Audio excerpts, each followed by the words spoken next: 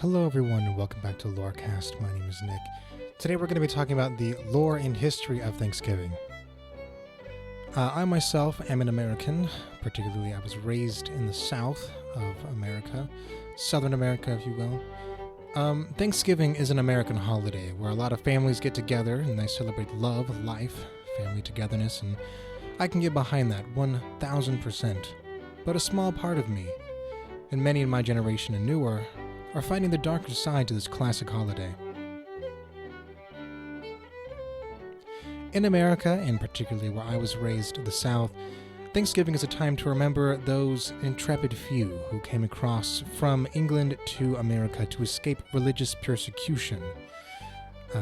What most schools don't tell you is that they were actually a cult or a radical sect within the Protestant church called the Puritans, or as they like to be called, the Separatists, who thought the church wasn't pure enough, who were taught the Puritans were actually just irregular, orthodox-thinking Christians who were forced to leave just because they believed what they did. Little did we know that they actually wanted to persecute others without being persecuted themselves. So in order to get in the mood of Thanksgiving, I'm listening to 1700s/colonial American music while writing about my family's neighbors. I myself am not of the tribe that we're going to be discussing today. I am 1/4 Onondaga, which is a lovely Native American tribe from the Niagara Falls area of New York. And my father was actually raised, my family lived on the Seneca Reservation in Akron, New York, which is a small town next to Buffalo. While not the same tribe, the Wampanoag were close neighbors. Suffice it to say, a part of me very much dislikes the idea of American Thanksgiving. In this episode of FolkLore-Cast, I will discuss the history and lore of Thanksgiving. Firstly, and I believe most importantly, who are the Wampanoag? This comes from the Wampanoag themselves on Plymouth.org, as in Plimoth.org. Wampanoag means people of first light, and in the late 1600s there were as many as 40,000 peoples within 67 villages across all of New England, from as far east as Weymouth, Massachusetts, all of Cape Cod and Nantucket and Martha's Vineyard, to as southeast as Bristol and Warren, Rhode Island. Today, roughly around 4,000 to 5,000 Wampanoag are living in New England, with some finding relations in the Caribbean, where the Wampanoag were sent into slavery after the war with the English.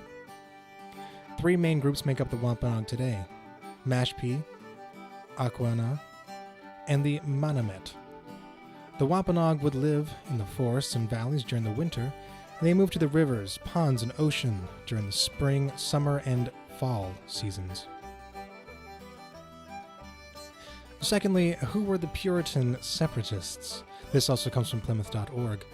England was Roman Catholic until King Henry VII, which in 1534 he made the Church of England. This was different from the Roman Catholic Church, but the Puritans didn't think it was different enough and wanted to purify the church, hence the name. The Puritans fled to the Netherlands for a time while they were escaping religious persecution. There they were able to discriminate in peace, but only after 11 to 12 years the Puritans believed they would lose their identity as English people and move to America. They were planning to head to the already established American colony Jamestown, Virginia. They're planning to go a little bit further north, around modern-day New York City, up the Hudson River from Jamestown. As we all know, the ship, the Mayflower, made it to New England on November 11th, 1620, after a grueling 66-day journey. After terrible shoals and poor winds, they had to land in Cape Cod instead. This is where the American historical document, the Mayflower Compact, was signed, which would start the roots of the settlement's government.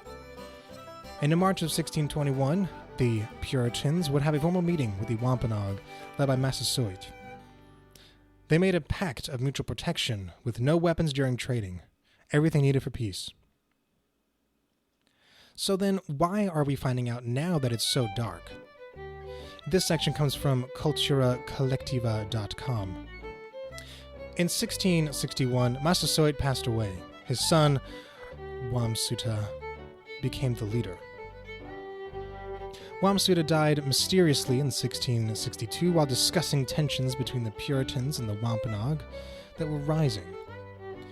after which Metacomet would become the new leader of the tribe. The next thing I would like to talk about, the next thing that I would love to talk about is this war. People call it King Philip's War in the United States. That's what the settlers called it. The events leading up to it and what happened during and what happened after are the...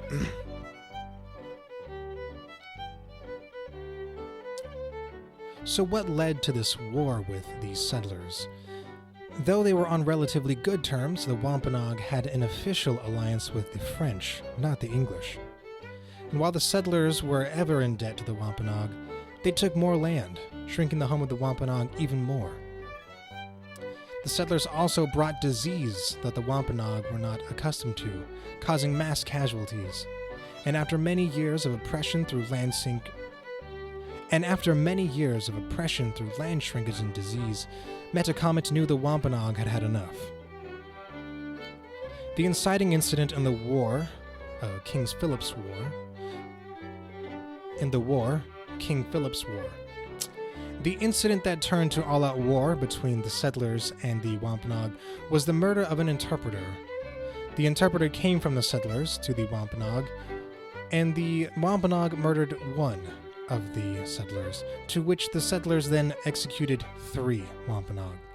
3 lives for the price of 1, which led to raids from both sides. While this was the home of the Wampanoag, the settlers had more of a fortified settlement, forcing the Wampanoag to leave their home. And thus comes the end of Metacomet. On August 12, 1676, Metacomet was returning home when he was trying to rally allies in... On August 12th of 1676, Metacomet was returning home from a failed rally attempt in New York. On August 12th of 1676, Metacomet was returning home while trying to rally allies in New York when he was shot dead in the miry swamp in Bristol. His body was then quartered and hung from trees, and his head placed on a spike at the entrance of the Plymouth settlement for 20 years. His wife and son were subsequently sold into slavery. As I said before, I am not of Wampanoag descent. I am of Onondaga descent. But Cape Cod and New York are relatively close to each other, merely an hour's train drive by today. I genuinely did get upset researching this topic. In the United States, the latter half of the story is brushed off. I didn't even talk about the Thanksgiving dinner that they had. I didn't talk about Massasoit's son going to England and coming back with the knowledge of growing crops with fish. Some cases, even the entirety of the war is blamed upon the Wampanoag. I encourage you, me, OriginalNick, not anyone else from FolkLore-Cast, not anyone out there but me, please enjoy the holiday for the gathering of the family. Please enjoy the gathering of loved ones. Celebrate life, yes, but do not forget the bloody and true history and the lore of the American holiday known as Thanksgiving. Allow me to say something that I'm thankful for, and you can down below in the comments if you're watching on YouTube or if you're listening to on Spotify or any of the other apps. Please follow me on Twitter at FolkLore-Cast6 and tweet me the things that you're thankful for. I might be able to make another video or another audio just for it. But allow me to say that I am thankful for modern times and that Native peoples are finally getting the recognition they rightfully deserve. When New England came to America, they named it the New World, yet the Native peoples were here for thousands and thousands of years before settlers even came. And please allow me to thank those who have made this show possible. People like Andy and Noah, Benny, Devin, Chronicler 177, Mythos, and Podcast Evolved. Without these people, I don't believe that FolkLore-Cast would be the thing that it is today. Also, I want to give a shout out to the wonderful people over at Robots Radio and also Podcast Evolved again, and Aaron Mankey, who this podcast right now exactly sounds just like his. I'm sorry, Aaron.